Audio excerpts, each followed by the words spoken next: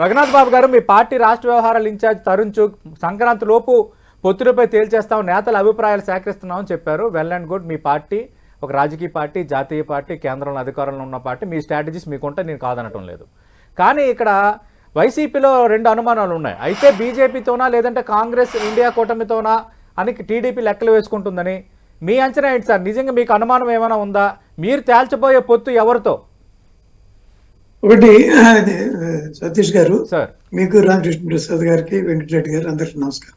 నమస్తే సార్. ఇప్పుడు ఒకటి, ఈ జగన్మోహన్ రెడ్డి గారు ఏం మాట్లాడారు అన్న దగ్గర నుంచి నేను మిగిలిన విషయాలు చెబుతాను. ఇప్పుడు కుట్రలు కుతంత్రాలు జరుగుతాయి అన్నారు. కుట్రలు కుతంత్రాలు జరుగుతాయి అంటే ఇప్పుడు పీకే చంద్రబాబు గారి దగ్గరికి వచ్చారు కాబట్టి, ఇదివరకు ఆయన దగ్గర ఉండేవారు కాబట్టి ఆ రకంగా ఆ అనుభవంతో చెబుతున్నారా, ఎట్లా చెబుతున్నారు అనేది ఒక హలో సార్ సార్ మాట్లాడండి. అది ఒక పాయింట్. దాన్ని తీసేద్దాం, దాన్ని ఎక్కువ లాగక్కర్లేదు. లేకపోతే పొత్తులు ఎత్తులు ఇవన్నీ పొత్తులు ఉంటాయని కూడా ఆయన అన్నారు, ఎత్తులు. అయితే దీనిలో జగన్మోహన్ రెడ్డి గారికి అది పెద్ద అవసరం లేని విషయం. ఎందుకంటే ఆయన ఎన్నో సందర్భాల్లో చెప్పారు, నేను మాత్రం సింగిల్, అవతల ఎంతమంది కలిసినా నాకు అనవసరం, నాకు 50% పైన ఓట్లు వస్తాయి అని విస్పష్టంగా ఎన్నో సందర్భాలు చెప్పారు. కాబట్టి ఇవాళ ఎవరు పొత్తులు పెట్టుకుంటే ఉంది, ఎవరు ఎత్తులు వేసుకుంటే ఉంది, ఆయనకి అనవసరం. ఆయన అడుగుతా, నేను మీ నుంచి క్లారిటీ కోరుకుంటుంది ఏంటంటే, సంక్రాంతి లోపు పొత్తులు తేలుస్తామని మీరు చెప్తున్నారు. వైసీపీకి ఏమో అనుమానం ఉంది, మీరు టీడీపీతో వెళ్తారా, మొన్నటి వరకు టీడీపీతో వెళ్తారని వాళ్ళే అన్నారు. కానీ ఇండియా కూటమితో కూడా వెళ్ళే అవకాశం ఉంది. దాంట్లో భాగంగానే షర్మిలను రంగంలో దించింది ఇదే టీడీపీ అన్నది వాళ్ళ ఆరోపణ. దానిపై క్లారిటీ ఉంది సార్. మా దగ్గరకు వద్దాం. మా దగ్గరకు వచ్చేటప్పటికి మాకు మొన్నే 2019లోనే మాకు సొంతంగా 303, మా అలయన్స్లతో 350 వచ్చినాయి. 272 వస్తే సరిపోతాయి. అయినా కానీ ఇంకో 30 ఎక్కువ వచ్చింది సొంతంగా. ఇవాళైనా మాకు సొంతంగా మాకు వస్తాయి అనేది అన్ని సర్వేలు చెబుతున్నాయి. దాని గురించి మాకు పెద్ద ఆందోళన ఏం లేదు. అయినప్పటికీ ఎవరైనా ఇప్పుడు ఉదాహరణకి ఆంధ్రాలో పవన్ కళ్యాణ్ మాతో పొత్తులో ఉన్నారు. ఆయన గట్టిగా బలంగా మా కేంద్ర నాయకత్వం మీద టీడీపీతో, ఆయన ఆల్రెడీ టీడీపీతో కూడా అనౌన్స్ చేస్తున్నారు. ఆయన మమ్మల్ని కూడా టీడీపీకి తీసుకెళ్లాలనేది ఆయన ఆలోచన, ప్రయత్నం.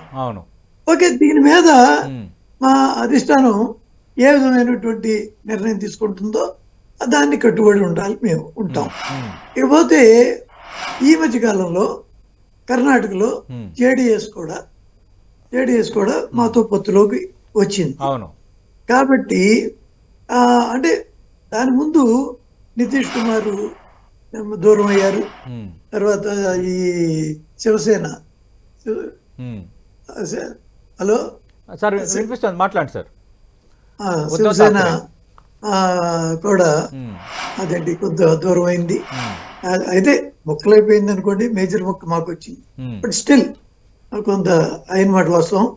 కాబట్టి మేము ఇంకా ఎవరన్నా ఒత్తులకు వస్తే మాకు ఇక్కడ అవసరమా అనేది కాదు.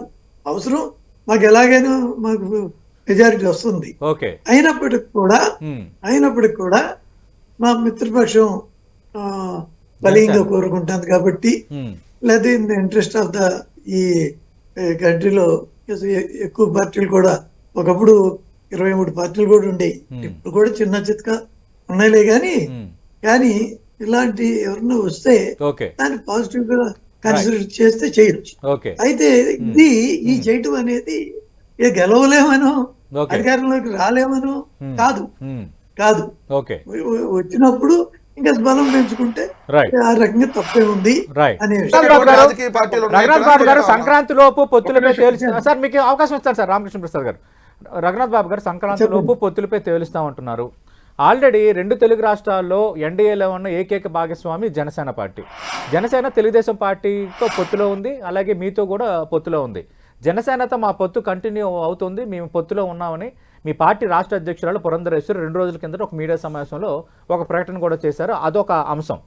ఈ నేపథ్యంలో నేను అడుగుతున్న ప్రశ్న ఏంటంటే, ఖచ్చితంగా మీరే అన్నారు జనసేన మా భాగస్వామిగా తెలుగుదేశం పార్టీతో వెళ్ళాలి, అదే రాష్ట్రానికి మంచిదని ఒత్తిడి తెస్తున్నారు కాబట్టి ఖచ్చితంగా మేము అది ఆలోచన చేస్తున్నామని.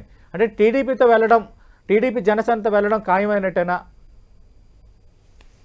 అది ఖాయమైనట్టే కదండి, వాళ్ళు అఫీషియల్ గా డిక్లేర్ చేశారు. జనసేన నేనేమన్నాను, మేము ఆలోచిస్తున్నామంటే మా అధిష్టానం మీద ఆయన కన్విన్స్ కాదు, రాష్ట్ర నేతల అభిప్రాయాలు తీసుకుంటున్నాం అన్నారు. మీరు సీనియర్ నేత, బీజేపీకి ఉపాధ్యక్షులుగా ఉన్నారు, టొబాకో బోర్డు చైర్మన్ గా ఉన్నారు. మీ అభిప్రాయం చెప్పండి పోనీ. మా అభిప్రాయం పార్టీకని చెప్పాలి కదా, అదేదో మా లైవ్ లో చెప్పండి. మా పార్టీ అడిగినప్పుడు చెప్తాం, పెట్టారా సార్ స్టేట్ బీజేపీ? బహిర్గతంగా చెప్పాల్సి వచ్చినప్పుడు పార్టీ అభిప్రాయం చెప్పాలి కానీ నా వ్యక్తిగత అభిప్రాయం ఇక్కడ చెప్పకూడదు కదా. సరే, ఏదేమైనా ఒకటి వాళ్ళ ఒక సీటు అర సీట్ కోసం వెంకటరెడ్డి గారు అన్నట్టు మాగా ఒక సీటు అర సీట్ కోసం మేము ఎవరితోనూ పొత్తులు పెట్టుకోక్కర్లేదు. కానీ ఇన్ ద లార్జర్ ఇంట్రెస్ట్ మా భాగస్వామి యొక్క ఆయన్ని భావాలు కూడా మేము గౌరవించాలి. ఆ ప్రకారంగా బహుశా కన్సిడర్ చేయొచ్చు. అది కూడా నేను చూడలా చేసేస్తున్నాం అని నేను అంటున్నా.